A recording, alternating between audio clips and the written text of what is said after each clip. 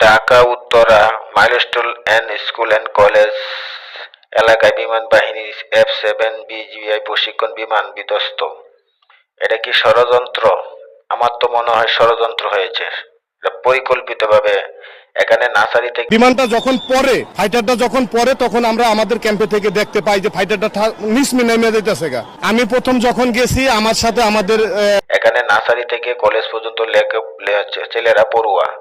সেখানে বিমানটা 7 মিনিট পর এই এয়ারপোর্ট থেকে এই উত্তরা পর্যন্ত বেশি দূর না, 11 মিনিট বিমানটা উত্তোলন করার পরে বিমানটা নিচ দিকে পরে ডাউন দিকে পড়ছে স্কুলের মাঝখানে। এতগুলা পাকা জায়গা ছিল। বিমান দুর্ঘটনা